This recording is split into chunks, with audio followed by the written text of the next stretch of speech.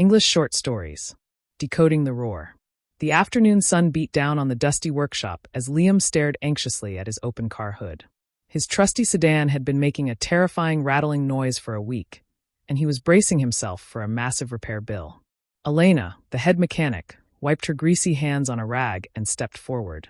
Instead of tossing complicated jargon at him, she smiled warmly, sensing his anxiety and prepared to break down the mystery of the machine. With a patient smile, Elena explained the ins and outs of the engine so that the customer could understand the problem. She pointed to the timing belt, describing it not as a complex piece of engineering, but as the conductor of an orchestra. If the conductor loses the beat, she noted, the entire performance falls into chaos.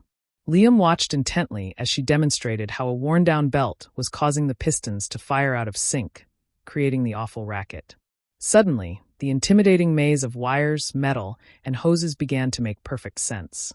Elena explained that fixing it now would prevent a total breakdown later, saving him a fortune. Liam listened carefully, feeling a sense of relief wash over him. For the first time in his life, he didn't feel helpless at a repair shop.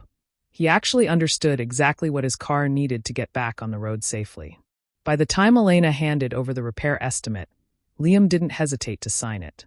He thanked her genuinely, not just for fixing his vehicle, but for taking the time to educate him. Driving away a few days later in a perfectly silent car, Liam felt a new sense of confidence, knowing that a little knowledge had turned a stressful ordeal into a valuable learning experience.